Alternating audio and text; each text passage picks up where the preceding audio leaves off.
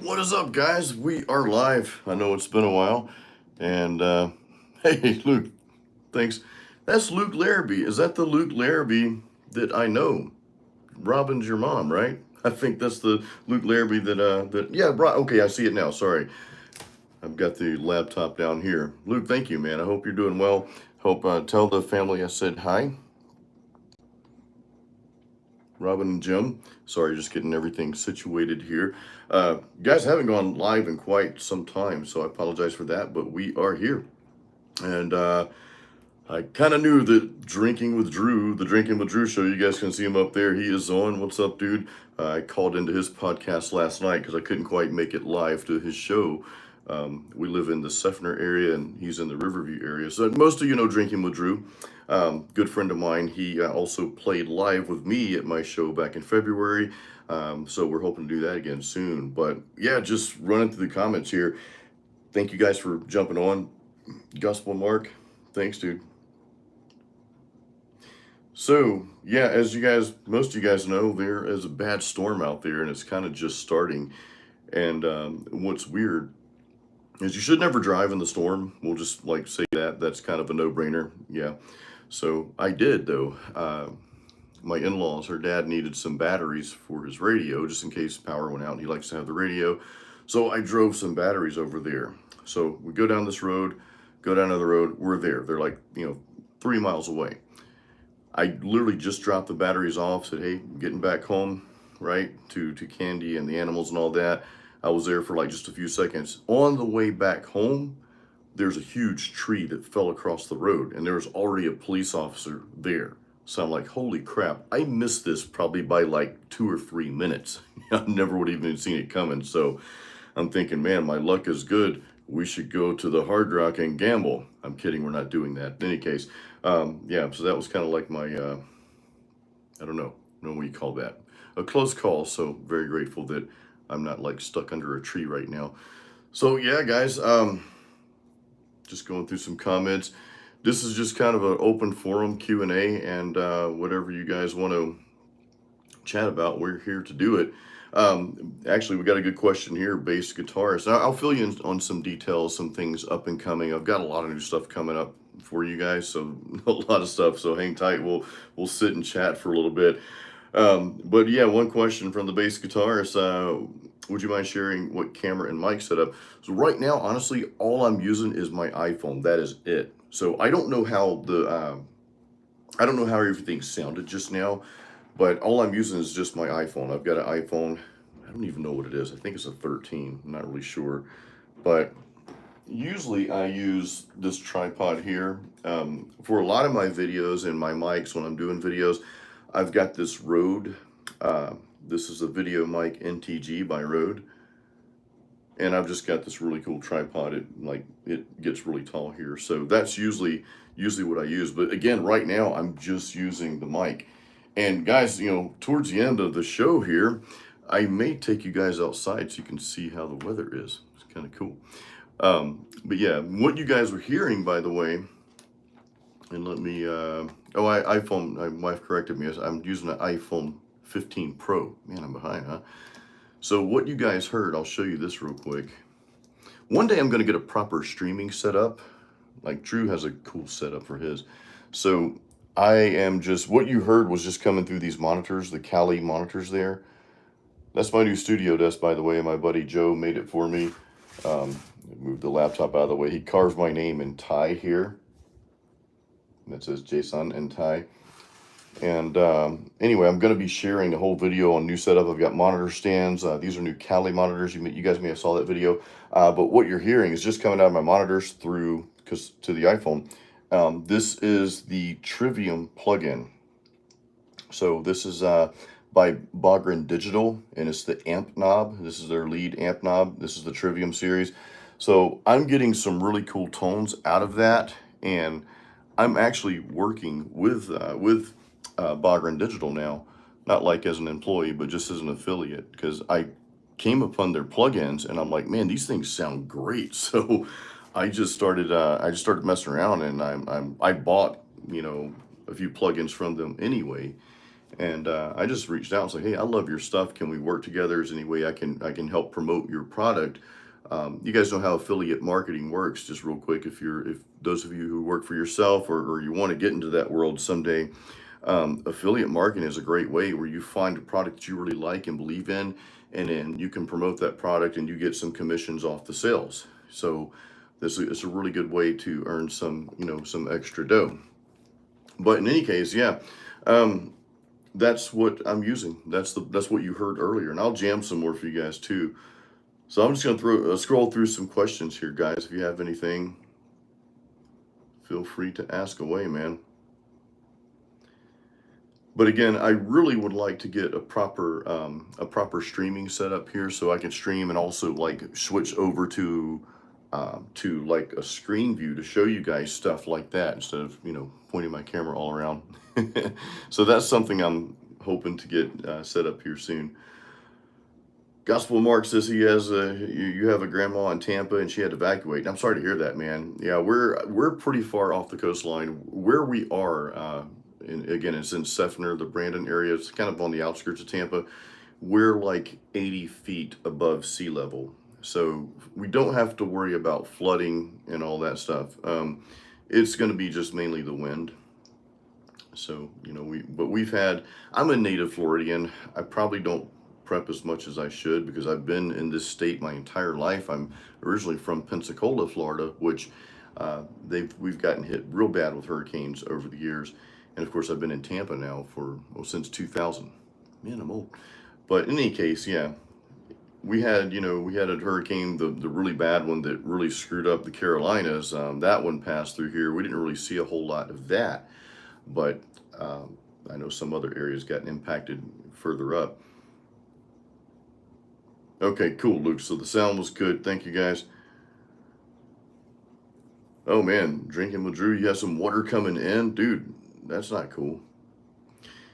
Yeah, I was a little, I mean, sometimes we get a little concerned about the pool. We have a small pool in the back, so sometimes the water will come up to the patio, but we've had like torrential downpours before, and it's never come to the actual door itself. So I don't really think we had that risk this time either.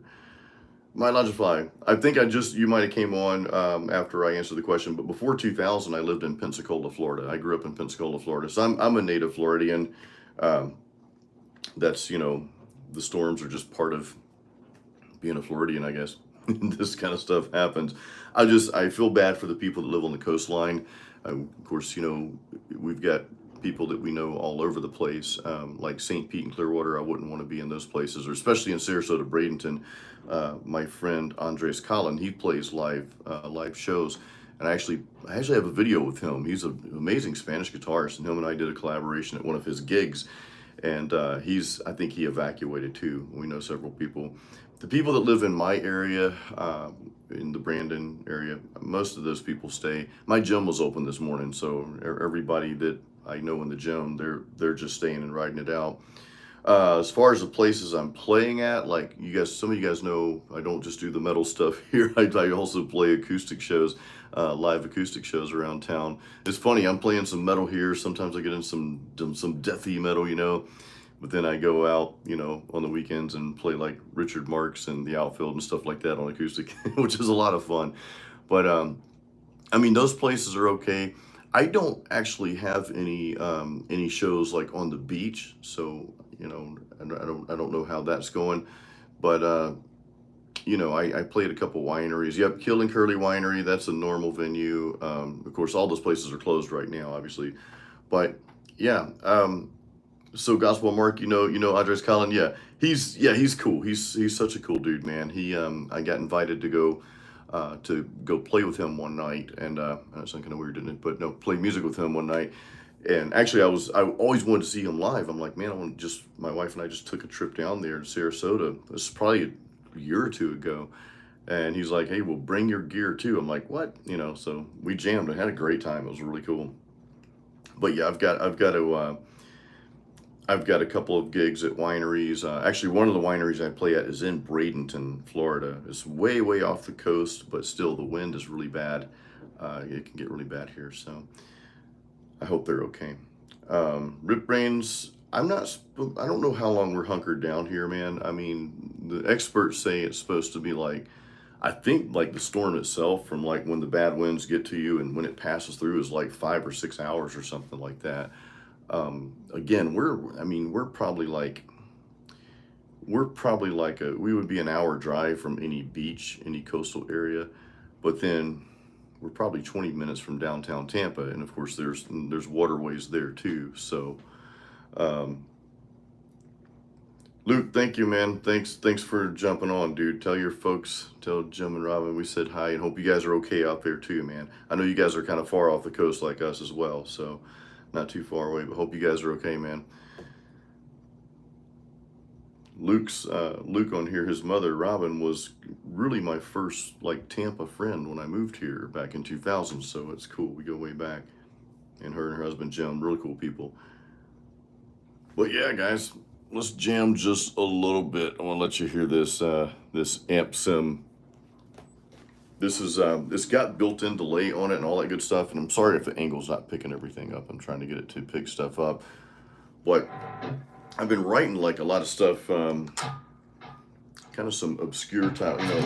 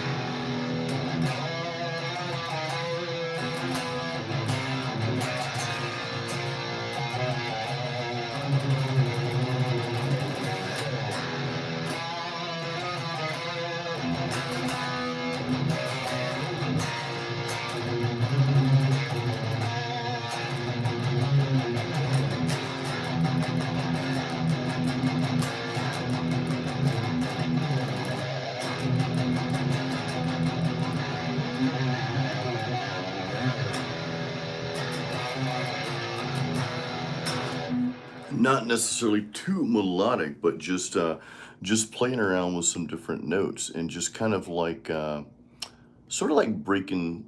I don't want to say breaking the rules because I never looked at. A lot of people will kind of use music theory as a set of rules. Well, if I'm playing this and it's got to be this scale or in this key or whatever, just kind of not even thinking about any of that. So getting to some more obscure type stuff here. If you see me looking that way, it's because the laptop's over here, so I can read your comments, guys. So Rip Brains, Rip Brains is in North Carolina, Western North Carolina. Just got, man, I'm sorry to hear that, dude. I hope you guys are okay. I mean, hopefully didn't lose too much, man. We've been watching YouTube videos on that. We take a trip to Asheville about every year, every other year. We like to go up into the Blue Ridge Mountains, and we had originally scheduled that for November, for next month. But of course, obviously, we can't. You know, I think Blue Ridge is just shut down for now. So obviously, that's not going to happen. But yeah, my heart goes out to you guys, man. That was really hard to see because I mean the hurricanes usually like they die down. Like this thing was a 5, I think now it's a 4, and what's about to hit us like any moment now. But I think it's going to be like a 3-ish or 4 or something by the end. Of course, once it hits landfall, it's supposed to weaken down very quickly. So I was really surprised to hear about all the devastation way up in the Carolinas that far up, man. I don't know how that happened. And we didn't really even get much from there, so it's crazy, man. So I hope you guys are okay, dude. Anybody that lives out there, and of course, there's I think the world's going to hell now because like you know we're really in tune with Thailand, and they've had some flooding, some massive floods up in the northern areas there as well. Guggen78, so now that you work with PV, are you going to be endorsed by them? So yeah, you guys saw a while back, probably saw on my social media where I did some work with PV, and actually I'm not really technically working with them. I go to a marketing company, or I should say a marketing company hires me every now and then to come into their studio and film for different products and that sort of thing. So I do that a few times a year. So I was really honored to be part of that, part of, you know, being in PV's promotions. That was really cool. Man, I'll tell you, it's hard when you're in a studio, like I'm not talking about like my studio here. I'm talking about like a full-blown professional. You've got like 8 cameras and lights everywhere and, and just like you feel like you're on TV. And that's what type of gig that was. And we were there all day filming. But from a guitar player's point of view, it's kind of weird. It's kind of like nerve-wracking, man. I mean, I'm honored to be a part of that, but I'm there and I'm playing through amps I have never played through before. And the amps are great. Don't get me wrong. They're really great amps. But when you're not used to your own sound and you just plug right in, it's a challenge, you know. And then I'm handed guitars that some of them, you know, I'm real picky about strings and about my action set and about, you know, all that stuff, man. So it's kind of like I feel like I just kind of played subpar. I was very reserved because when I would start going off and doing some of the whatever, and anytime I try like any tapping, you know, no problem, right? Or it seemed like every time I went off to do something fancy, like I got stuck. It was either like the strings weren't my taste, or the amp gain wasn't quite there, or whatever. So it's just kind of awkward, man. And it's something that, again, it was I think like probably a better guitarist than me could come in there and just wail on it, and that would be fine. But it was just like I just felt so like, okay, I had to be so reserved during that shoot because you're also against the clock. You know, they're not there all day to watch you try to pull something off or show out or whatever, right? So it was a cool experience. I don't mean to sound like it was a downer, not at all. I'm just like I go back and look at the videos. I'm like, oh my god, I sound like a subpar guitarist. You know, I don't think that I'm that. I'm not saying I'm Malmsteen or anything like that, but this was the one thing that I was able to do with my life and get really good at. So anyway, I was like, man, I wish I could just take that back. But yeah, talking about pro studios, the Drinking with Drew show. Actually, I have a video, and Drew, we need to do another video in your studio soon, dude. Actually, we need to come over. I need to do a video over there and just jam out. He needs to come back over here and jam. The Drinking with Drew. Drew, he didn't play guitar, I think, for like 20 years or something like that. So he started playing guitar again, and we have a video on my channel here, you know, playing metal guitar after 20 years. So that was a really good video, dude. And you gave some really good tips in that video. So go back and watch that video, guys. It's on my channel. You can just look up Drew on there, or you can go to my channel, look up playing guitar after 20 years, something like that. I can't remember exactly what the title is. And of course, then Drew, he learned like the songs on my latest album and played a show with me at the Brass Mug in February. And we got Will from Must Not Kill for the drummer. We got Daniel on bass. He's with a tech death metal band in Tampa called Precipice. So we just put it together and we had a blast. We only practiced like 4 or 5 times, you know, so I thought that turned out really, really good for the time we practice, you know. So we're hoping to put together something soon if you're in Tampa, or hey, if you want to fly to Tampa for a vacation and watch a show, that'd be cool too. 7th from Adam, just jumped on watching from Jacksonville. Oh, Jacksonville, North Carolina. Grandma's in Tampa, Lake Magdalene. Okay, cool. Yeah, thank you, man. Yeah, it's kind of scary. Actually, I'm listening and I don't hear any rain outside right now. I'm gonna take you guys outside. We're not ending quite yet, but I think I'm gonna take you guys outside with me so we can see how bad it is out there. I hear no rain though. It's kind of weird. I don't know if that's like the calm before the storm, or I don't think we're in the midst of it yet. But it was pretty bad. Like I said, there's a tree that came down when I was taking batteries to my father-in-law. That was kind of crazy. Jeff Comp, what's up, dude? Yeah, the Vandenberg demo, that was pretty cool. The Vandenberg guitar, that was a really cool. So 7th from Adam asked, what's my favorite gauge strings? I always play 9s for one. I do the super lights, 9 through 42. I do not like heavy strings at all. I never have. And that's partially why I don't down tune, or, you know, I think I made a video a long time ago is why I don't down tune.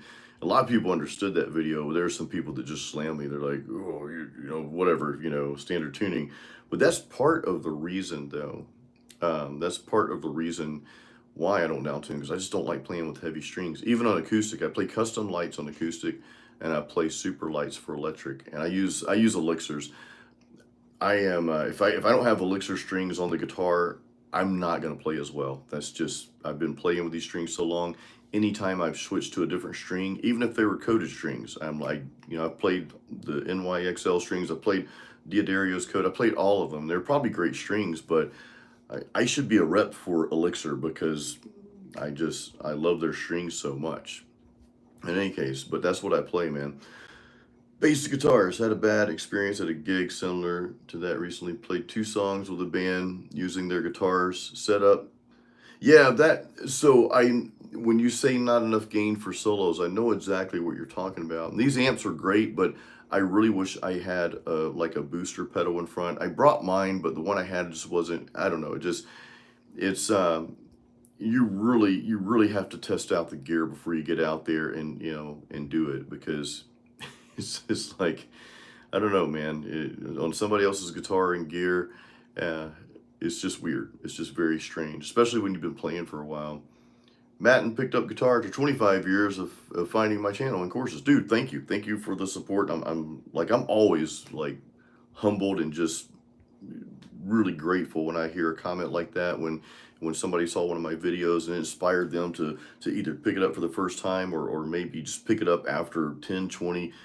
Man, I've had like 70-year-old people on my channel say, hey man, I just picked this up after 40 years. I've had those types of comments, so I'm just floored by that, man. Emily, what's up? Emily is one of our moderators at Metal Mastermind. Emily, I need to get back on the Discord. It's been hard for me to keep up with everything, but I do want to find some time to just jump on there once every couple of days. We have a Discord, real quick guys, Metal Mastermind. If you go to metalmastermind.com, that's where my guitar courses are. I've got Metal Guitar Apprentice, which is for if you're just starting out, or if you need to revisit the basics, like if you've taken a break and just want to kind of get yourself back into it.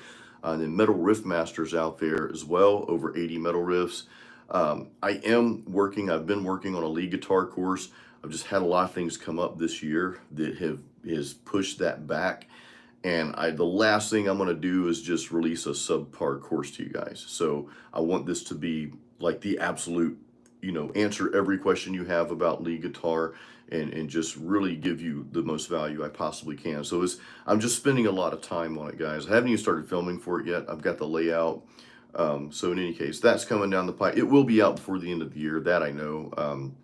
If nothing else, I'm going to dedicate the rest of this month to getting the bulk of it done. But in any case, all my courses are out there on metalmastermind.com. So yeah, check that out. Bass guitar says 100% nothing plays or sounds like nines in standard tuning. That's how a guitar is supposed to be set up. Yeah, yeah. I don't mind the low tuning stuff, man. I just like I'll put it this way: super low tunings for guitarists is for people that like to play that, you know. And I had a 7-string. I got rid of my 7-string, by the way. I sold it to another guitarist in another band.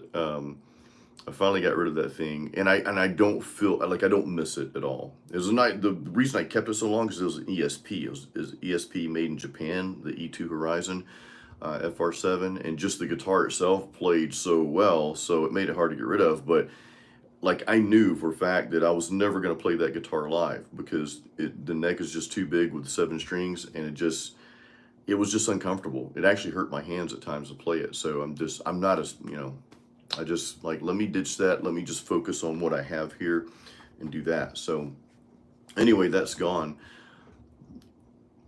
The Gospel of Mark, starting to transition, bringing electric solo gigs. Cool.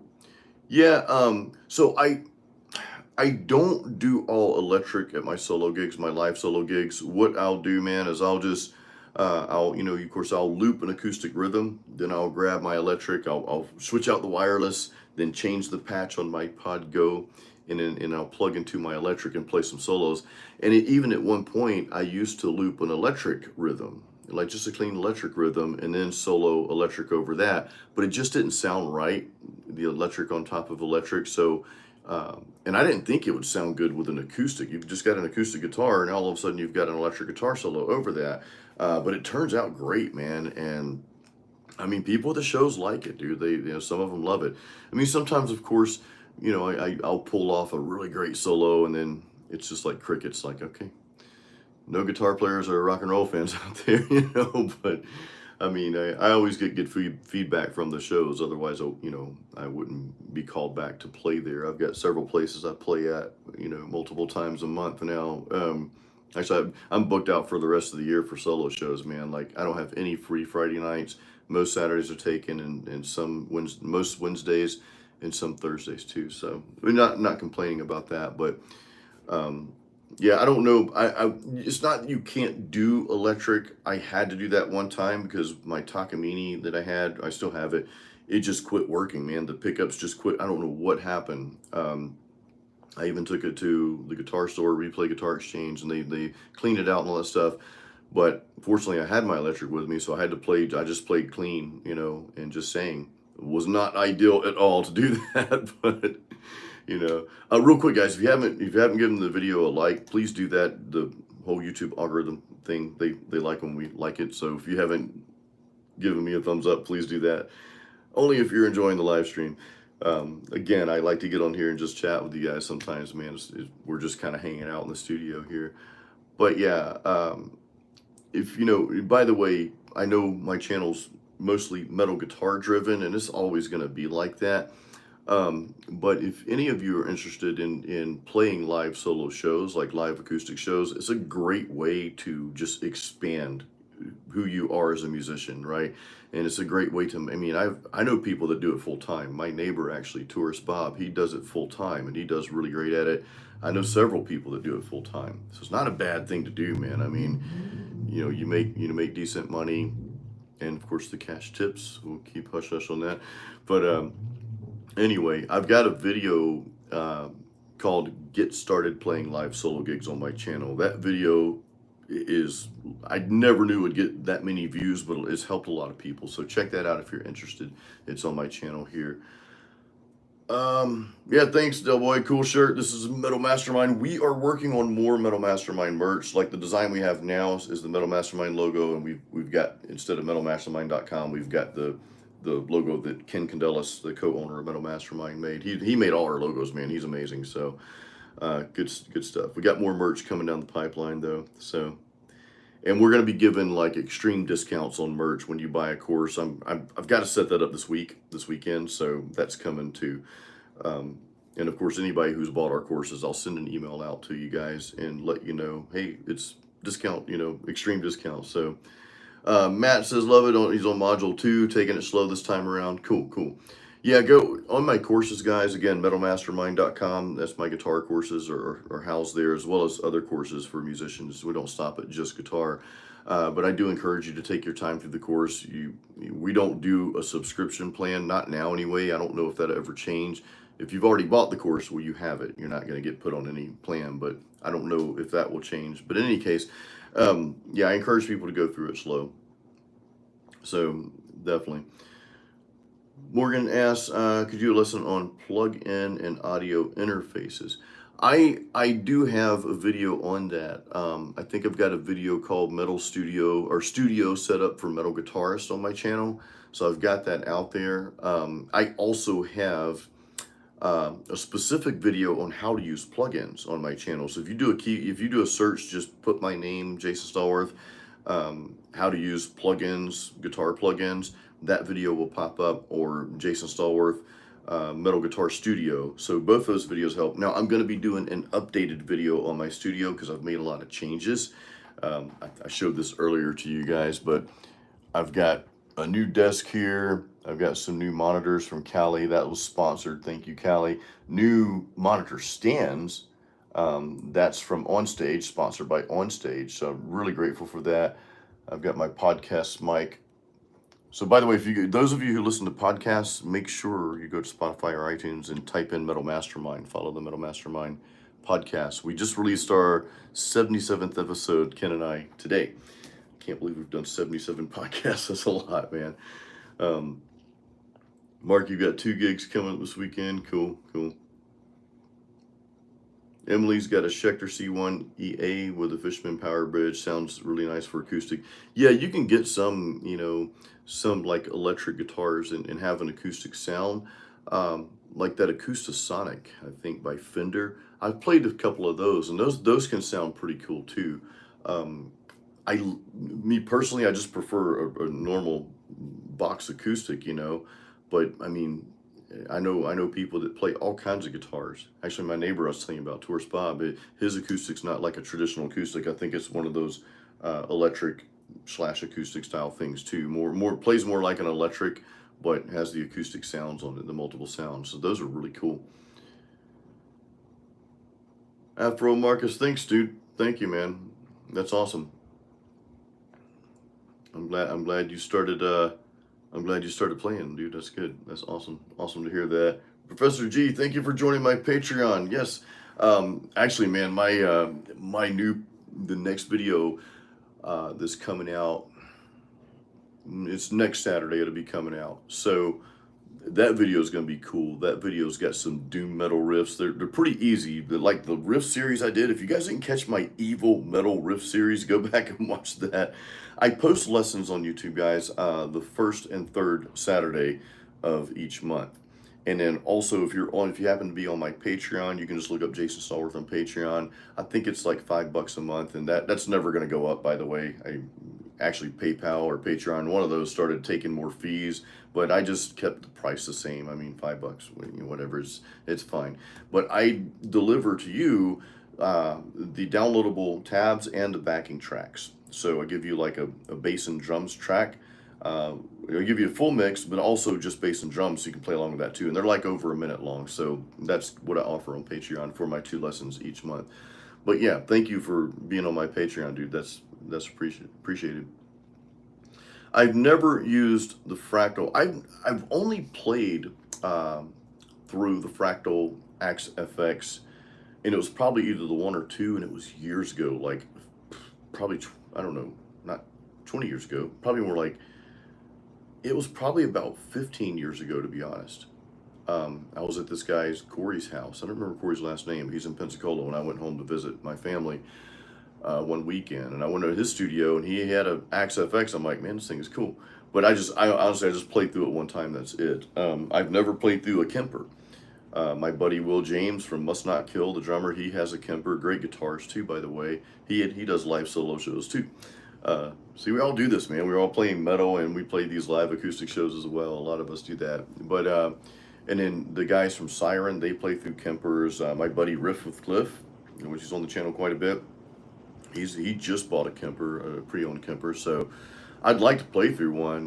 The last like full amp simulator unit like that hardware that I had was the Line 6 HD 500. And I thought that was cool, man. That thing, I mean, I recorded my first album with that, Apocalyptic Dreams. I released that in 2013. It's just a straight up instrumental heavy metal album. And I'm still, honestly, I'm still just as proud of that album as anything else I've released, man, because I don't know, it was something special about that. But I used it was called the F-Ball amps on the HD 500, and it's their version of Engel amps, which Engel just has that sound. So, but I've never even played through the Helix. I'd like to play through the Helix, you know. I've got the Pod HD. I've got, what was it called? The Pod, I'm sorry, the Pod, I'm getting my pods mixed up. The Pod Go Live, or Live Go, something like that. The Pod Go. So that's what I use for my live acoustic solo gigs. I wouldn't necessarily use that with metal because it leaves a lot to be desired for rock, and maybe some rock, yeah, but not really metal. Although since I'm now working with Bogren Digital, I may indeed, you know, get some of their IRs. They have some really good impulse responses, and just try a few of those out with that and see how that works. The Drinking with Drew show, yeah, Drinking with Drew. Drew has the Kerry King Flying V. Wait, yours isn't the V? Yeah, it is the V. It is the V. Yeah, man, I wish we could share pictures on here. Actually, Drew's coming back over soon. We're gonna have that guitar featured soon. We have it on here. Drew, myself, and Brad Mater. Brad's been working with Dean for I think over 17 years now.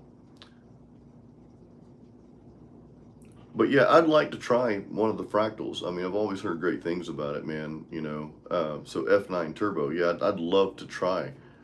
I'd love to try that. Mad Riffer said this guy needs a haircut. Well, I got all the hairs cut, man, not just one. I started going bald at an early age, though. I was like, I shaved my head for the first time. I think I was 18. Like Skid Row, 18 in life. It's pretty much what happened. Life. Anyway, and then I tried to grow it out after that, and it just didn't grow right. And I don't know what happened, so I just, here we are. 7th from Adam. He dove in and bought the 100-watt Plexi, Mesa 412, and the Captor X. Now, I mean, that's a solid setup, dude. That sounds like just an absolute solid setup. The Plexi head, 412 Mesa, and you've got the Captor to record with. Yeah, man. That's a really solid setup, dude. I've still got the Black Star. You guys can see the Black Star amp behind me. And that's a keeper amp. That's a really good amplifier. It's the Black Star HT Venue MK3. Another sponsorship. So I had a lot of really cool things happen over the past, like, I would say year and a half, just as far as sponsors go. Zager guitars, I'm playing that acoustic at my live shows. Professor G asked if I ever really regret selling a guitar or had one stolen. I've never had one stolen. Thank God, because I'm just not, hey, there's not too many things worse than a thief. I guess there are, but in any case, though, no, I've sold a few different guitars. I don't really regret selling any of them, man. I just sold recently my 7-string, ESP 7-string, and I had struggled, like, going back and forth, should I sell it, should I not, whatever.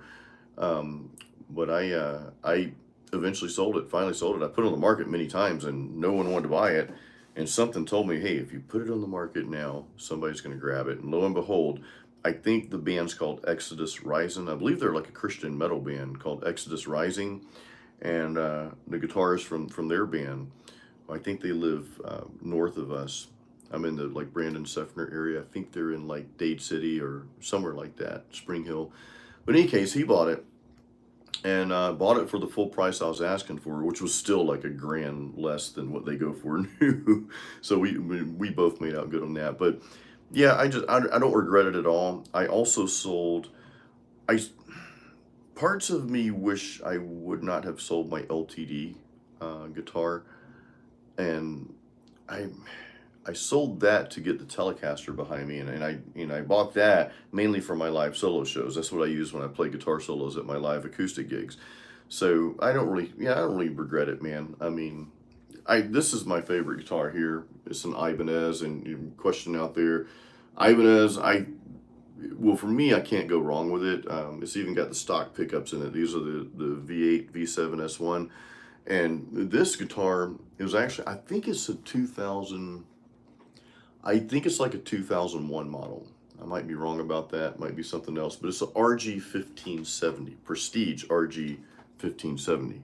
It's got to be Prestige, man.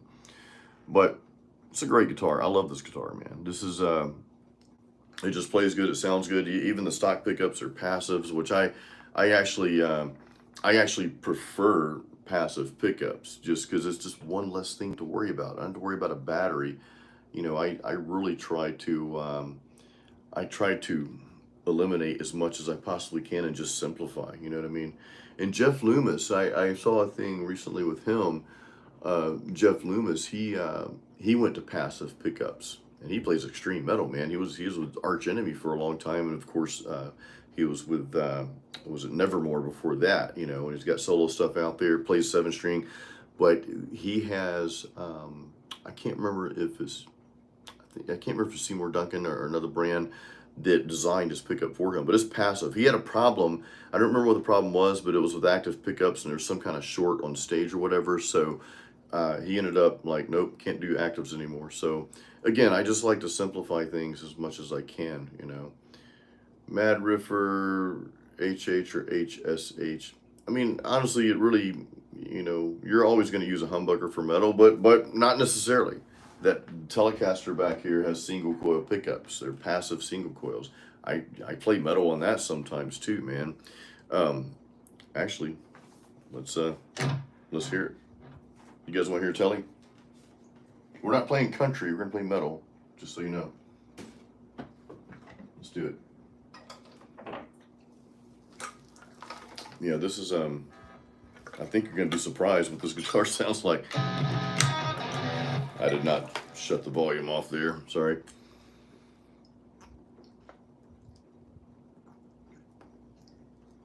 By the way, beer of the day, Singha. It's a Thai beer from Thailand. Good stuff. My father-in-law turned me on to that years ago, man. Let's crank this Telly up real quick, guys. See if this here Telly can do some metal.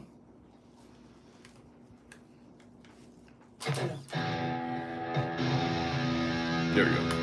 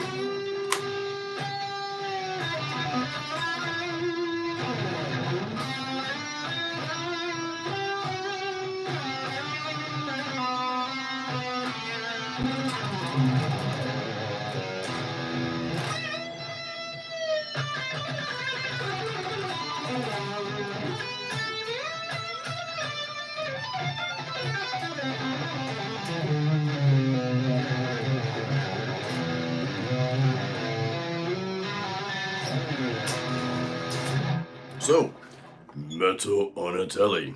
Again, single coil pickups, and these aren't really anything special, man. They're not like hot rodded or anything like that. I think they're called Sunday or Sun something. Honestly, I don't remember. But pickups, it's a funny question.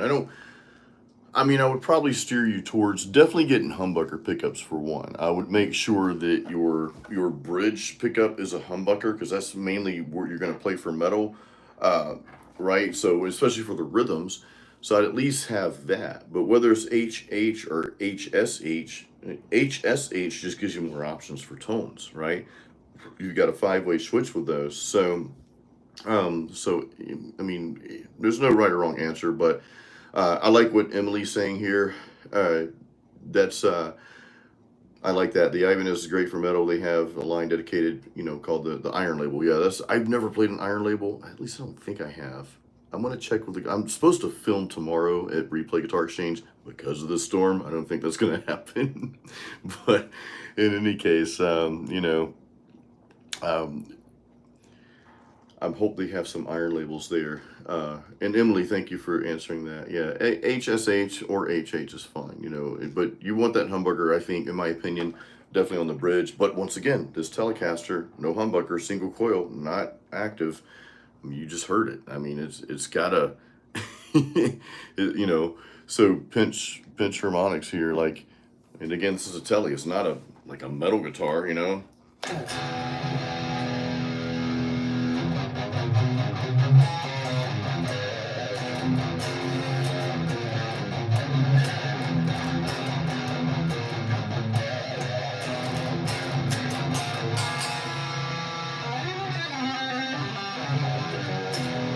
But yeah, I mean, this Telly's great. I mean, crap. I don't like it better than my Ibanez, but I mean, and again, I'm playing just kind of rock and roll solos at my live solo gigs. I'll loop an acoustic rhythm, pick this guitar up, and play a couple solos over it. And people seem to like that. I didn't know how that would go over, but it works quite well at the shows, so I'm happy about that. Vincent, what's up, dude? Yeah, man. Hope you're okay down there too, Vincent, or up there rather. You're north of me, but yeah, it's the hurricane. Actually, I keep hearing the rain like come and go. I'll hear a lot of rain and a lot of wind, and then it'll kind of die down for a little bit, and then it'll come back. So I think we're supposed to be in the bulk of it like around 8 o'clock tonight, 4 hours from now. Of course, these things, my wife mentioned, she's like, of course they come in the middle of the night. It can't be in the daytime, when they start hitting us. But yeah, I think we're okay here, man. Wes, as an intermediate grunge rocker, what should I practice to get into metal? Wes, I would say, dude, on my channel here, look for the 3 basics of metal guitar. Just look up basics of metal guitar and Jason Stallworth. That video is where I would ask you to start, because it breaks down just the simplicity of the power chords, right? We talk about palm muting and also the different picking styles, the downstrokes versus alternate picking. So go through that, because there's some good riffs to practice in there to get you started, going from grunge to metal. If you're playing grunge, you're not going to have any problem playing metal. You're going to probably enjoy it more, I have a feeling. But yeah, look that up on my channel. It's just the basics of metal guitar, Jason Stallworth. Look that up and you'll see the video pop up. Go through that after you get off here, and check that out. Cousin Frosty. That's a pretty cool name, dude. I like that. The Ibanez RG. Man, my opinion, I think any Ibanez, any RG is great, man. I mean, the Ibanez RG so the difference is the neck. I mean, I'll show you guys this. I've shown you guys this before, but it's been a while. You can see the difference in the neck thickness. The Ibanez is much thinner, right, than the Telly here. And I would say the Ibanez is slightly wider. I don't know if you can really tell, but the Ibanez just has, their wizard necks they're made for people who love wizard necks. Now, if you don't like that sort of neck, you're not going to like the Ibanez RG. And it's one of those things to where I really encourage people to play different types of guitars, not even necessarily different brands, but just different styles, and see what fits you. Like, for example, my buddy Cliff, Riff with Cliff, he loves Gibson Les Pauls. I don't like playing Gibson Les Pauls at all. They just don't feel right to me. Of course, when I pick one up, it's like, oh, it's a new guitar, cool. But then after going through a few riffs and licks, it's like, yeah, this is definitely not for me. And same with like some of the PRS guitars. They're great guitars, they're phenomenal guitars. But it's just one of those things where, but now a lot of people like that style. I think Emily, I see your comment pop up about the Schecter Hellraiser. correct me if I'm wrong, but I think the Hellraiser neck is a little bit thicker, more kind of baseball batty, whereas like the Ibanez RG is thin. So I could be wrong about that. I played one a long, long time ago. Yeah, Wes, browse through those vids, man. I think I've got a lot of frees. I do have online courses, Wes, on metalmastermind.com, but I would strongly encourage you to, browse my videos. I always tell people, get my free stuff first. In that video, Wes, I also, in the description of that video after you watch it, the basics of metal guitar, you'll see a link in the description for a free practice guide as well. Which, guys, I am working on revamping the free practice guide. Those of you who are on my email, I will send that to you. Okay, so I'm working on it, and that's a free guide. That's never going to cost anyone any money. It's just completely free. But I'm expanding on it big time. What I'm trying to do is just make everything I've ever made even better. I'm even going to be going back into my courses. So those of you who have purchased my courses already, you're going to get a free upgrade probably in the next, probably 3 to 5 months, something like that, as I'm building out this new lead course as well. I want everything to be stellar. I want everything to be like, okay, this is as perfect as it can possibly get. Because at the end of the day, all you have is your reputation, so I want to be known as that. Mad Riffer, Kevin Broussard. Yeah, no, I actually have me and Kevin Broussard did a collaboration a long time ago, man. I think it was like 3 years ago or something like that. Now that guy's a true bodybuilder. I'm just a dude who's lifted weights all his life, and I love to train, but he lives and breathes it, which, when it comes to that sort of thing, like the separation between like someone like myself who loves to train, I'm strong, I'm muscular and all that, but the separation between that and a true bodybuilder is really what you're eating, is the diet, is being real strict on, a lot of good calories, which is what Kevin's very strict on his diet, so that's how you achieve that. And he was all natural his entire life too, so I have a lot of admiration for him. Yeah, Wes, Fender's the same. I'm not really a Fender guitar player either. I've got this Telly here, and I just happen to like it a lot. This thing plays good, but I've played other Tellys. Most other Tellys I just really didn't like, And some of the Fender Strats maybe were okay, but just, I don't know. This Telly is just kind of special. James, UK, hoping you're well and safe. Thank you, man. Thanks. I appreciate you, dude. Yeah, thanks for all the safe wishes here, guys.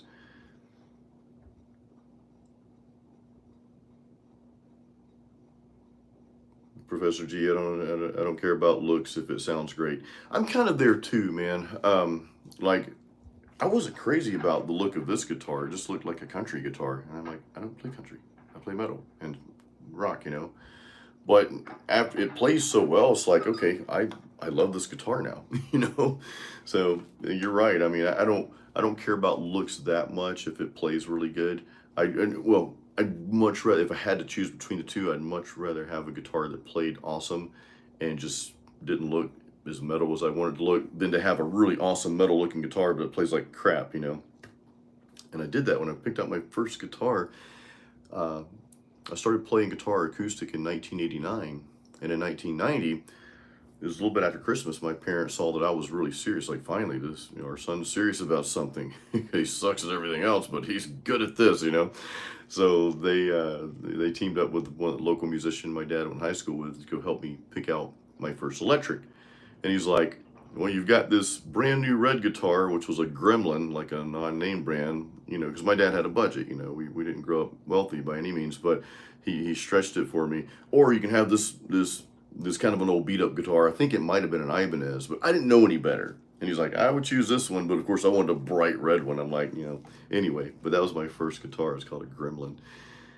But yeah, Rockin' Dave Byron, what is up, dude? Good to see you. I know we've been chatting back and forth about this storm, man.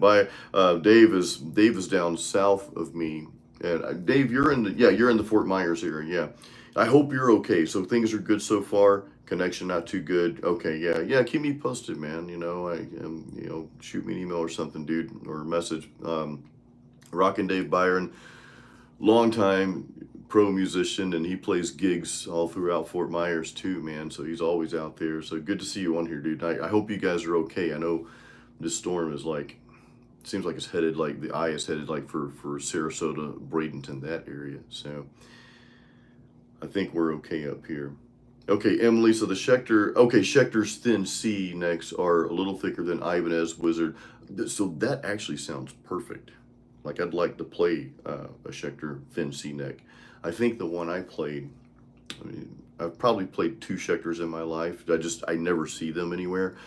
Uh, so the ones I played had thicker necks. Okay. Yeah, I think Schecter, for metal, I think Schecter, of course, right? And Jeff Loomis had the Hellraiser, which I mean, I admire his playing a lot. Schecter, Ibanez, the RG series Ibanez. I would say LTD, ESP, LTD, and I would say Jackson. I would say those four brands, you really can't go wrong with any of those. If I were to change that from four options to three, I would say LTD, ESP, LTD, and Ibanez are right there, top choices for myself anyway. Jacksons are hit or miss. You know, I like Jackson guitars. I played a Jackson Performer, was it P4 for years, for decades. I wish I still had that guitar sometimes. Dean Harkins, what's up, dude? My lunch advice says nice for metal, but maybe the high fret access a little challenging on the Telly. Actually, yeah, so I mean, you don't have, I think this is what, 21 frets here, but the action is set like crazy. And yeah, you don't have the extreme cutaway like right here, you know, so you.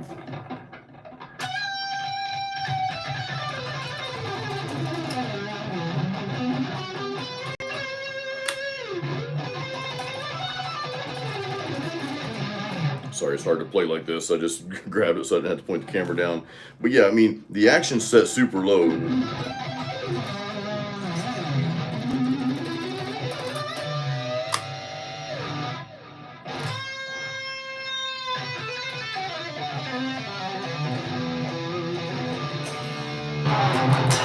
But this, I mean, this thing plays good. And that's why it's like, you look at the guitar, it's like, oh, it's a Telly, great.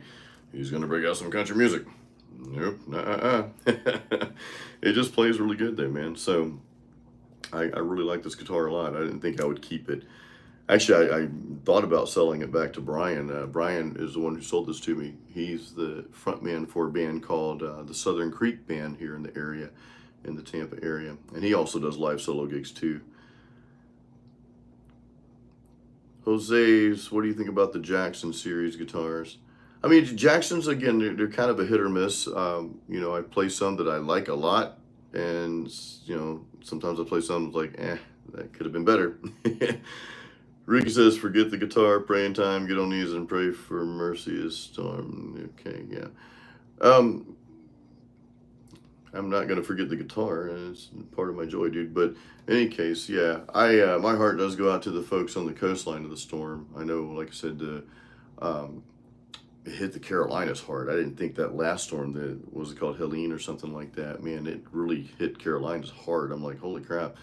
We seem to be okay here. Again, I can hear outside the window. That's a blackout curtain, by the way. There's a window there, but my wife put a blackout curtain there because first, for some sound dampening, I've got another huge blackout curtain on the other side over there, where the closet is. That's where I film my courses.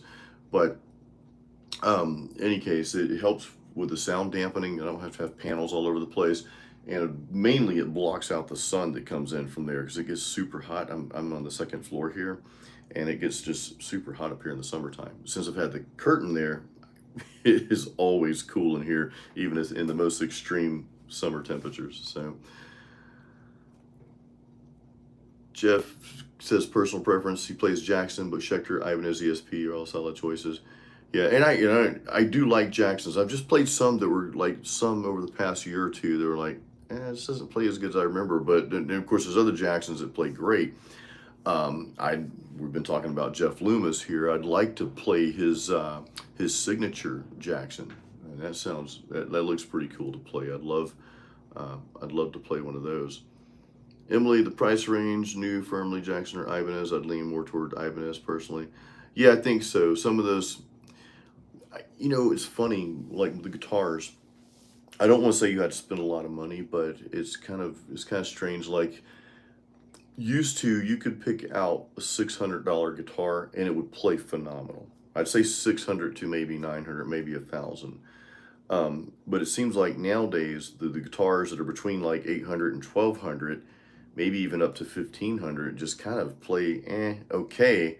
And you almost have to, it seems like you have to get like a $2,000 guitar these days. So I don't know if that's the whole inflation thing and if people are just, because I've played some recent guitars that even have the ebony fingerboards, which is why I love ESP so much. Most of the ESPs and a lot of the LTDs have ebony fingerboards, which are just smooth. But I've played some recent ones, the newer models that have that, and they're not quite as smooth. Now, maybe it's just, it could be the strings, because I use elixirs. So you couple elixirs or any coated string with the ebony fingerboard, you're flying. Now, I don't even own a guitar anymore with the ebony fingerboard. I've got rosewood, and those are fine too. But it just seems like, I don't know, it just seems like, and you guys have probably seen this everywhere, not just in guitars, but everything. The prices have gone up, but the quality has kind of suffered a little bit, you know what I mean? So I don't know. In any case, that's just kind of what I've seen. So I think my best advice to people looking for a really nice guitar for an affordable price would definitely to go pre-owned. And I'd almost say just get an older model. You know, that's why my Ibanez RG is a 2001. I'm never getting rid of this thing. Of course, this Fender, this is definitely not one of the new ones. This is an old guitar. I don't know what year. But yeah, I think it's better just to get, you know, pre-owned unless you want something, unless you've got the funds to go get something high end. And I probably would just say get something made in Japan, you know, because Japan, I mean, the Ibanez, like my Ibanez is made in Japan. The ESP I had was made in Japan, and they seem to know what they're doing when it comes to quality builds. And again, that's not across the board. Like I've visited the Dean Guitar Factory. I've got an entire video, by the way, guys, on my walkthrough at the Dean Factory. I forget about them sometimes because I don't see them in stores, and of course Sweetwater doesn't sell them. I'm not sure why. Other music places do, but I played some of their guitars. Brad brought that over. You know, Drew brought the Kerry King V over. And all those guitars play really good, man. So those guys have something. That might be my next guitar. I might get a Dean guitar, a USA custom Dean here at some point. You know, I'm in the talks with Brad Mader about that now. So you may see a Dean come up on my channel here soon, because you know Brad, he plays Deans. Drew, now he has the Dean. My good friend Ben Ash, you guys saw my interview with Ben Ash on my channel. He's former Carcass. But now he plays with a band called Strigoi. Super nice dude, super talented guy too. He's endorsed by Dean. My new friend David Orman, who played on the latest Nasty Savage album, which is phenomenal. They're in Germany right now, by the way. I mean, band's been around for that long, you know, and they released this album, you know, after 20 years of not releasing anything, and they're out there touring, you know. But David Orman, the guy that played guitar for him, for Nasty Ronnie, he's endorsed by Dean. So I'm coming across, you know, all this cool stuff from Dean. So I guess I need to jump on the Dean bandwagon. And I know I won't get into it here. I will want to have more information, obviously, but I know there's been a lot of like, you know, some people say some bad things about Dean. They had the thing with Gibson. They won that lawsuit, by the way. It's shameful there was a lawsuit to begin with, but the courts found it in Dean's favor. No, Gibson, you can't sue Dean. And they had some other things going on, you know, but after speaking with the owner, Pamela, you know, the person that owned Dean, he passed away years ago. So after speaking with her and meeting everybody at the shop, I'm like, I have like mad respect for these folks at Dean. So yeah, anyway, more to come on that. I was wanting to get Pamela on my channel or have some kind of interview with just her. I've got a short interview with her when I did a walkthrough, but I want to kind of, I don't know, we'll see if something comes up on that. I want to share more of that with you guys. Jose, you mentioned Phil Collin by Def Leppard. Dude, I love Def Leppard, number one. I always love Def Leppard. They might be one of my favorite bands. I think they are amazing. And I love his playing. He doesn't do, I know, a lot of super fancy stuff. He did in his earlier albums, but he's a guitar player, both rhythm and lead-wise, that really just knows how to write to fit the song. And I talk about that a lot on my channel. look, you see everybody and their mom shredding up and down the neck, and that's great. I won't say anything negative about that. I think that's phenomenal. It takes a lot of grinding hours to get to that level, and just extreme focus and dedication. But if you can shred up and down the neck on camera here, but you can't write a good song that really captivates people, and you're unable to write guitar parts that really serve the song, and not always showcasing how fast you can play. I don't know. I'd rather have the songwriting skill. You know, I would trade shred any day to just have really awesome songs that were memorable. You know what I mean? So there's really and again, I love shred guitar, and it's not that Phil can't. He can, because he's done it. You know. If you listen to the song, there's one song that didn't make it on the Hysteria album. And it's called, what is it called? Crap. I think Johnny Cash has a song. What is that?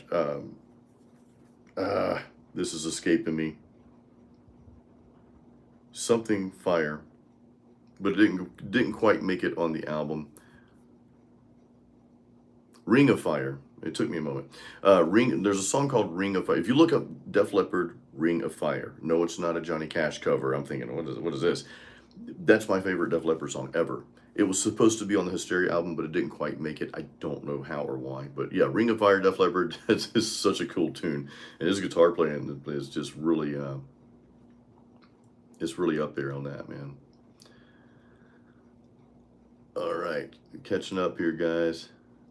Dean Harkin's wife got him a Schecter Reaper for the birthday. That's an awesome birthday present, dude. That's a really cool birthday present, man. That's awesome. I know I've got some comments I've missed here, so I apologize, guys. Hey guys, thank you for the what do you call them, the super chats. Those of you who've sent super chats, thank you for those. I saw those pop up, and I didn't thank you right away, so I really appreciate you guys. Appreciate you guys doing that. Here we go.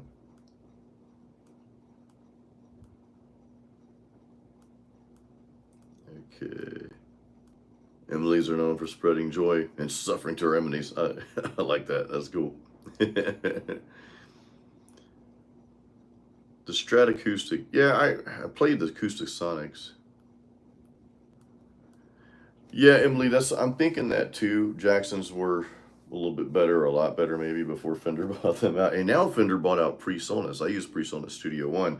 Actually, I just got a I'm using their old Quantum 2 interface. I just got this interface.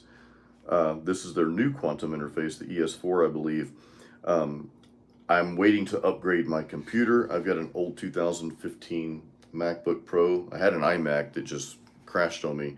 So now I'm using my old MacBook. So I'm just waiting to upgrade before I put everything together. And then I'll be doing a new studio setup video for you guys. Show you everything I'm using these days.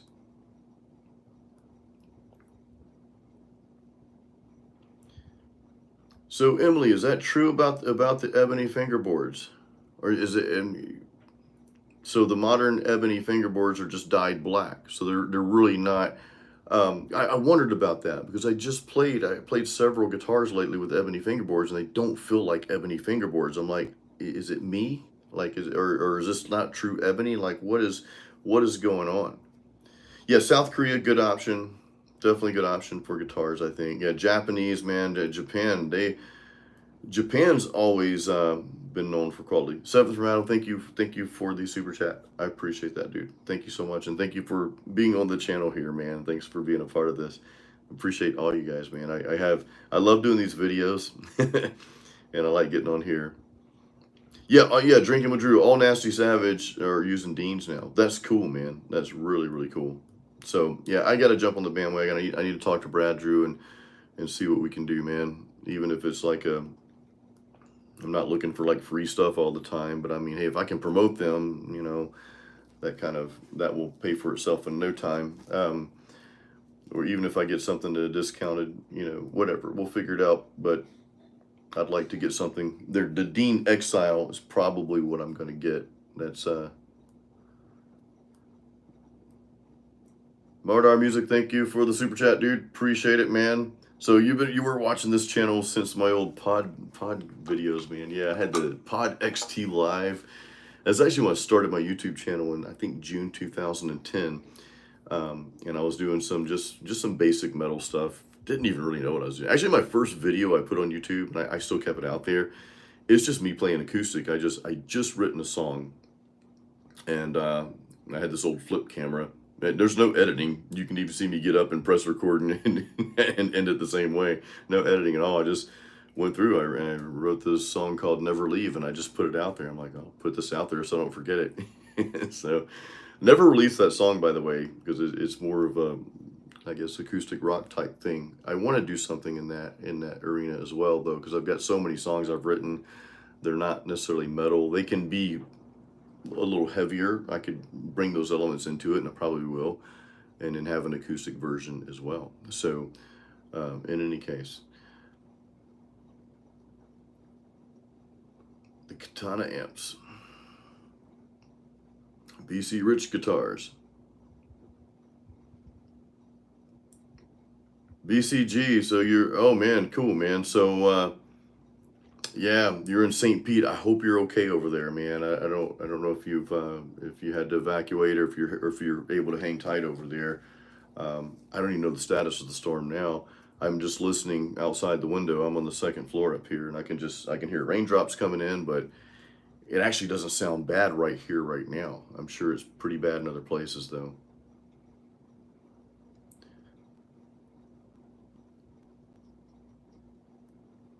Chad O, first guitar is the Schechten Omen series. What would your next step up? Emily probably has a good suggestion for you, because she's a Schechter. She's got some Schechter guitars. Probably a Hellraiser, I would think. 89 Charvel. Now, I'll tell you what, Matt, in one of the most impressive guitars I've played in the past probably 2 or 3 years has been a Charvel. I played one of their new ones, and they're expensive, dude. They're up there with the Sir guitars, you know. So in any case, but yeah, the Charvels I've played were, man, I played some of those at replay. I'm like, holy crap, man, these things play nice. These things play really good. So BCG, they dye rosewood ebony. Dude, so that's why it doesn't feel like ebony fingerboards anymore. That's a shame, man. You know, I had like, I don't mind my rosewood fingerboards. You know, and I've got plenty. I've plenty of guitars with rosewoods. You know, but I like the older. And I don't know what. Yeah, well, you know, I played my good friend Riff with Cliff. He just bought an E2 Horizon 6-string. And it plays really well, but the ebony fingerboard's like, okay, something's not working here. You know, something's not quite right, like I remember ebony's being. So that's a shame, man. That's kind of, it's like, hey, you're ripping us off. You know. Oh man. Dean's nephew's been playing for a few months. Got the Katana. Yeah, the Katanas are great amps. Oh, real quick, you guys see the Candy and Jason channel? That is my wife and I's channel. If you happen to like, I guess, vlog type stuff, we have a lot of videos that we filmed last trip in Thailand, and we do some stuff around here from time to time, but mainly we film in Thailand when we're there. If you guys like that sort of thing, it's definitely not guitar driven, but hey, subscribe there. Don't subscribe there if you don't watch that type of content, because, you know, we're not looking like for vanity metrics or anything. But if you like to see what I'm up to when we go overseas, that channel, Candy and Jason, is the one to check out. BCG died rosewood 8 years ago, so can have ebony fingerboards. Okay.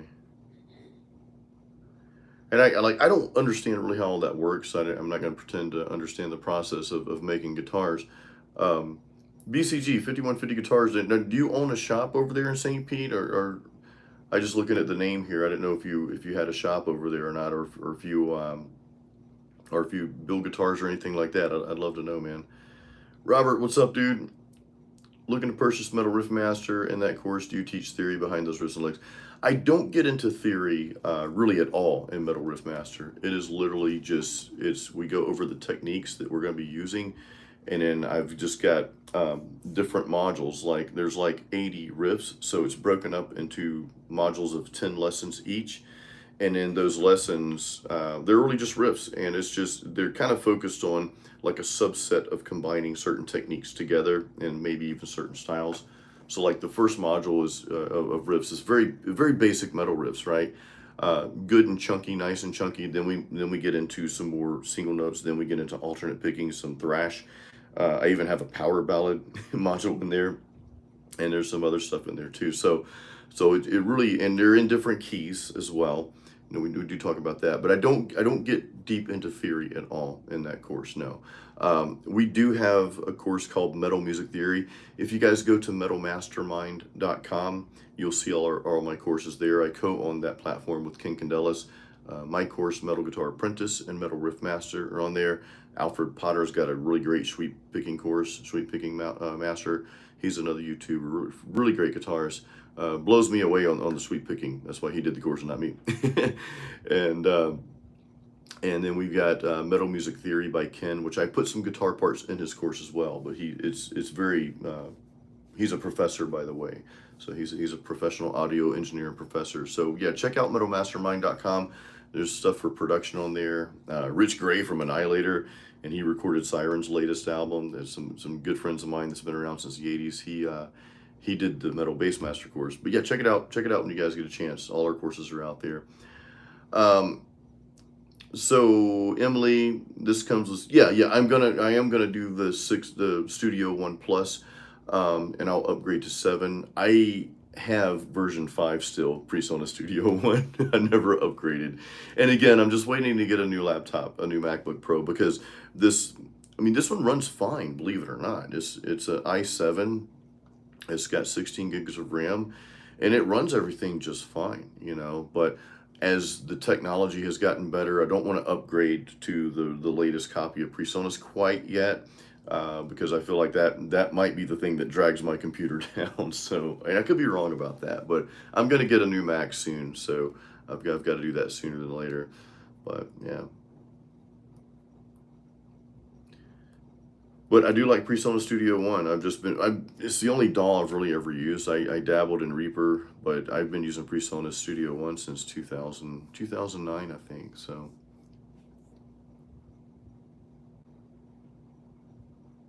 it's not the good ebony one. Okay, I got you. Now I'm starting to understand this a little bit. So teakwood, actually teakwood is, that's a famous, I say famous, that's a predominant wood in Thailand. You guys, most of you know my wife is half Thai, so we go back and forth quite a bit. And they have a lot of teakwood over there. Sergeant Chaos, what's up, dude?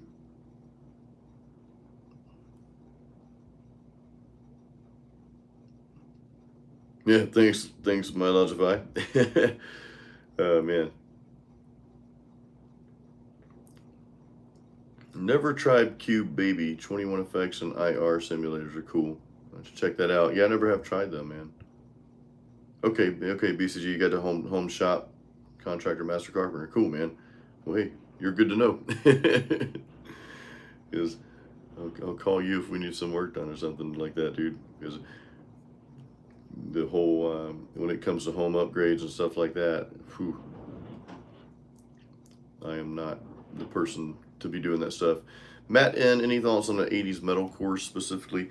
Dude, probably not. I thought about that. I thought about making courses for certain genres, but Metal Riff Master, I don't want to say it's 80s, but they're like all the riffs in there. You can kind of hear my undertones of 80s influence, whether it's like, you know, the 80s classic heavy metal or 80s thrash metal. There's kind of an undertone. And the way I see, like, when it comes to different subgenres, and I guess the reason I don't go down that rabbit hole is because everything comes really back to the basics, you know, from 80s to metalcore to whatever, melodic death metal, black metal. It all comes back to the basics of some type of power chord or inversions. You know, same thing as a power chord, just different places on the fretboard, right? Or what I call, which is the same, you know, inversions are part of this, what I call a variation of power chords. Like, I'll show you what I'm talking about here. So like when you move the power chord, you know, it's your root and your fifth note, right? Turn the volume on. So let's play just like an E power chord. All I'll do is move that second note. So this is just kind of proving everything's kind of based on power chords, picking styles, and really palm muting, right? Gents based on, you know, some of that, right? But you've got a power chord.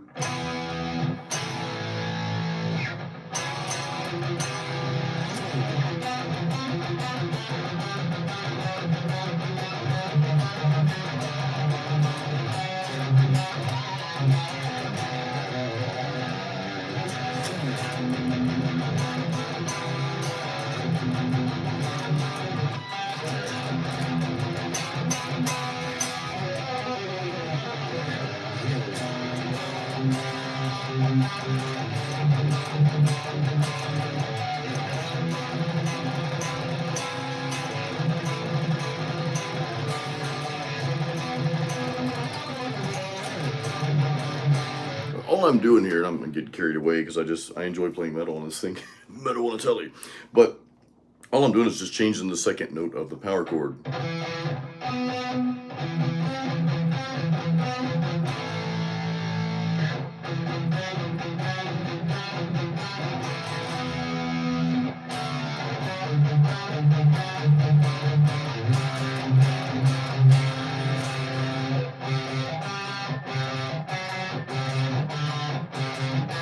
Same root note.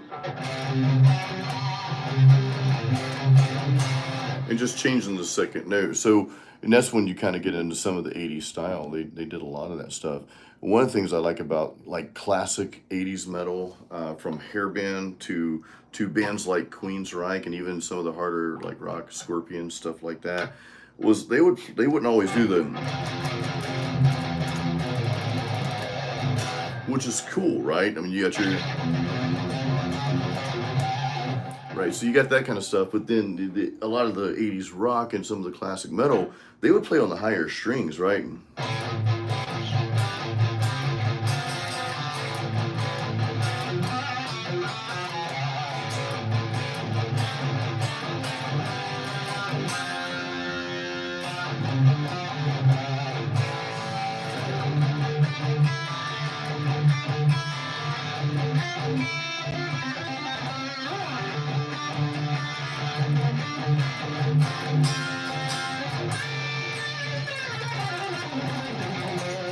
Right, so you kind of had that vibe too. But everything goes back really to the basic power chord. I never knew I'd love playing a Telecaster so much. Who would have thought, man? If I just saw this guitar like my 20-something-year-old self or 15-year-old self when I first started playing guitar, I'd be like, I'm not playing that guitar. This headstock, that does not look metal. But here I am. Rock you like a hurricane, pun for the hurricane.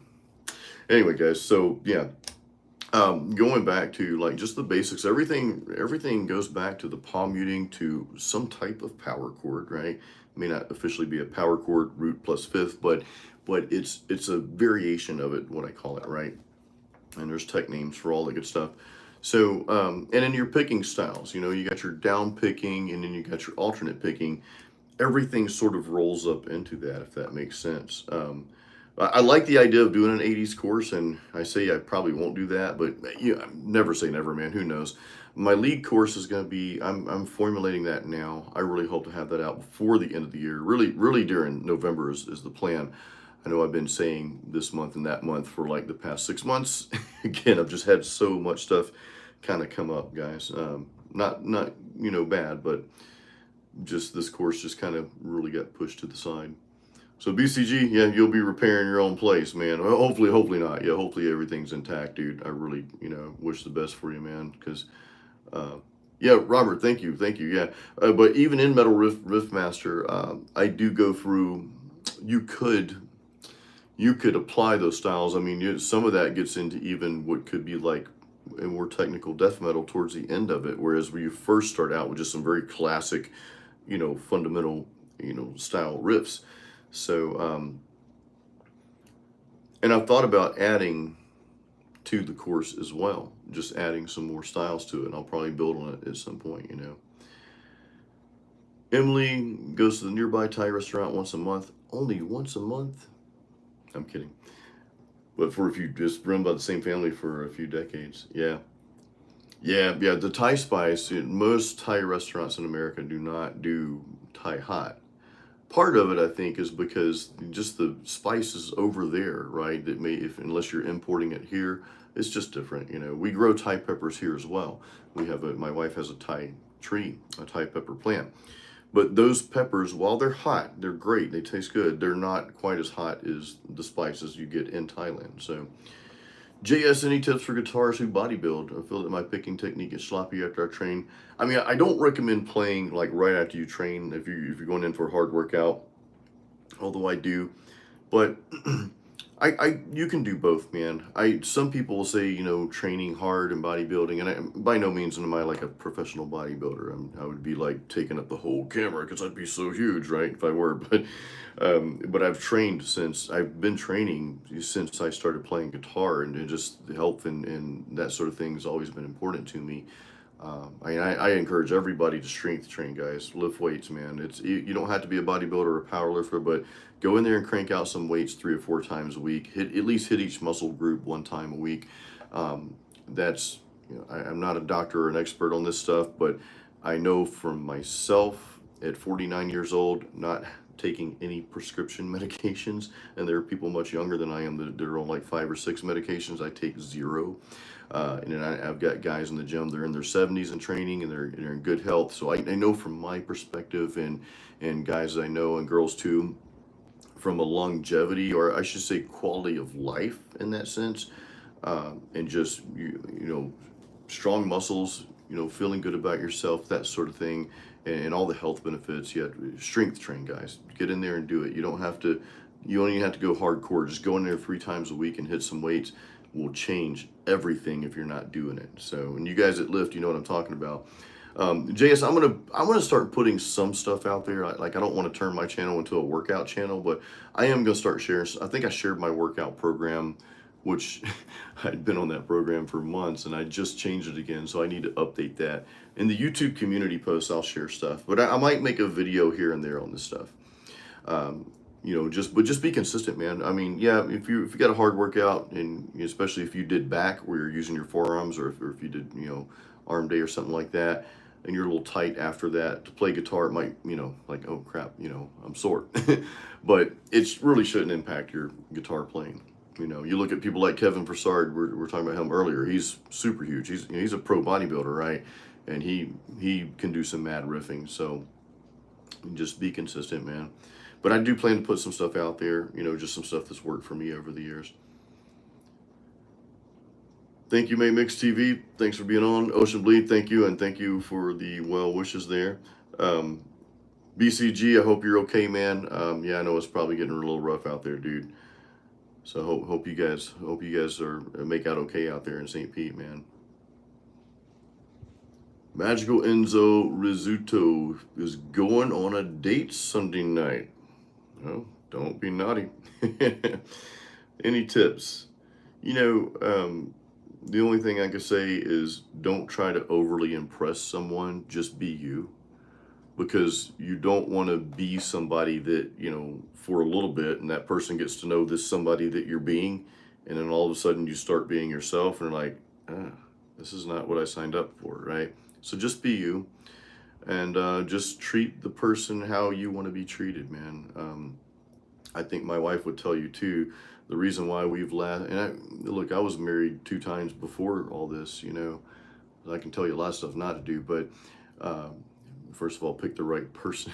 That's another conversation. But my wife and I have been together for 17 years now, and a big reason why it's lasted, and because we've grown closer. Most people grow apart. We've grown closer together. So, you know, it's just respecting one another. You know, it's respecting one another and just being kind to one another. I mean, that's really. I think relationships are really simple. I think people try to overcomplicate them. I believe that we're taught that, well, you have to have some kind of problem. You can't get along all the time, and you might not get along all the time, it's fine, but we accept these things, these cliches as truth. And I think this goes for a lot of things. We accept that, you know, just like people used to tell me, well, you've got to get a degree if you want to make it. So I did. I drowned myself in student loan debt getting it. And it was the worst decision of my freaking life. One of the worst decisions of my life, you know. Another story for another time. But it's like, I don't use my degrees. I owed all these freaking loans to get a degree I don't even use. I didn't care about getting that type of job. It was just, you know, I gave in to what I had been taught all my life. We get that good education. And I'm not knocking it. Okay? If you want to get a degree, fine, go get it. That's great. But we accept these things before really figuring out, well, what's my truth? What is your truth? And you know, for you guys going on dates for the first time, or if you're in a relationship, what I say as you get deeper into that relationship, for this gentleman here going on a date for the first time, especially if you're your husband and wife, or really serious, is always put each other first. Always, no matter what happens in your life, if you always put one another first, you'll always, you know, I think you'll more likely have a better chance at a great relationship. So yeah, just be yourself. Be yourself, and treat that person how you want to be treated. Golden rule. Daniel, thanks, man. Thanks for coming on, dude. Been playing for 20 years. Need to learn skills. You know, to be honest, man, I never actually learned any skills beyond the major and minor scale, which, you know, once you know one skill, you know them all, right? Because you can play them all over. But I never dug deep into theory at all, man. I mean, I learned the chords, and you inadvertently learn so much. You know, I recently learned a melodic minor, or I'm sorry, harmonic minor. I learned that from Elizabeth's course, Metal Vocal Virtuoso, because she's got some warm-ups that are harmonic minors, and they're cool. I'm like, oh, sounds cool. But I don't discourage people from learning skills. I mean, I think they're good. Me personally, I would never play a skill in a guitar solo, because I don't want my guitar solo to sound like I'm just practicing scales, you know. But again, I'm not saying you shouldn't learn them. You know, everybody learns a little differently. Like, some people are great with a textbook. Me, I am not. And I mentioned this on a video I did recently. I think mastering the key of E minor, which is kind of based on theory, or very much so. Voice cracked. I need some liquids. But in any case, that video, I mentioned that I didn't learn how to swim by proper technique, or reading about it, or here's how you do it, or anything. I had someone throw me in the pool at, like, I don't know, it's probably 7, 8 years old or something like that. I came up dog paddling, and I just learned from there, you know what I mean? So me, I have to be thrown into the fire, or into the pool in that case, to really learn. I've just got to pick up and play. Whereas I know some phenomenal musicians that are like that, but I also know equally phenomenal musicians that are very theory minded. So I think, I'm probably elaborating on this too much, but I think you have to learn the best way that you learn, right? Like, what is the method that's going to inspire? And if learning skills, if that inspires you, please do it. By all means, do it. You know, but you've been playing some Maiden. Hey, you know, everything is kind of based on a skill, or maybe it's not based on a skill. Because again, I never write anything. Well, I'm thinking about the skill, so how can I base a riff on this? I never think about it like that. But you can pick something out, play it, and you can tie it back to what it's based on, if that makes sense. So I sort of reverse engineer that, you know. Hopefully that makes sense. Oh, thank you, Emily. Yeah, throw that out there if you have the link. That'd be awesome. I appreciate that. The Metal Mastermind Discord. Emily's got some advice to give you. If you get into an argument for some reason, try to remember that the person you're arguing with is someone you love, and treat them accordingly. That's beautiful advice. Yeah, that's beautiful advice.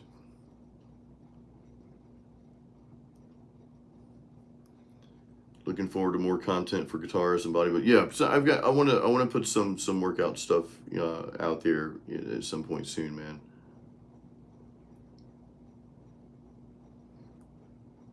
Jose, what do you think about Adam riffs from Killswitch Engage? I think Killswitch has got some phenomenal riffs. I remember hearing Killswitch for the first time.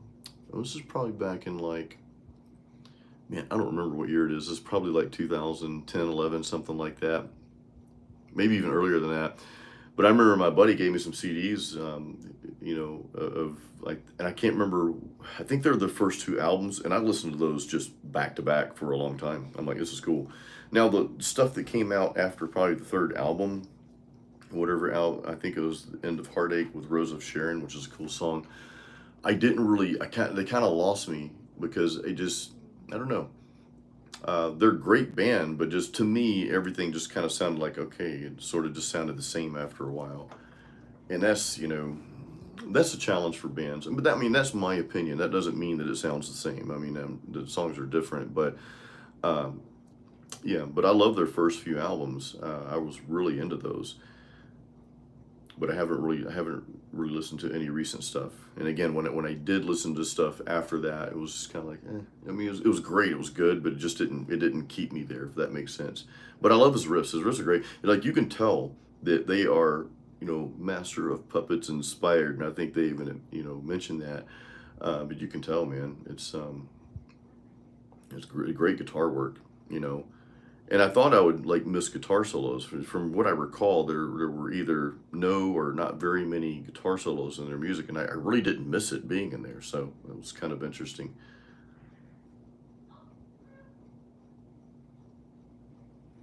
Cool, good to hear that, Daniel. Good to hear that, dude. Yeah, End of Heartache was you know, Resident Evil. That's right. That's what that was from. That was really good, dude. That was a really good album. Oh, Thrashinator from India. Dude, hello from India. I used to work with a lot of people from India and met some really, really cool people. A lot of my old, when I was in the corporate world, this is 4+ years ago. I worked for a company. We had a hub in Mumbai. I never got to visit Mumbai. I always want to do that. But Thrashinator, you will know this beer because about a 6-hour flight from you, I believe, is Thailand. This is Singha from Thailand, dude. It is the Thai lager. It's the only Thai beer that the government allows the Thai Garuda emblem to be on it. So it's a special beer. It's my favorite, one of my favorite beers, just hands down. So cheers, or I should say in Thai, Chon Gao Nakap. Cheers in Thai.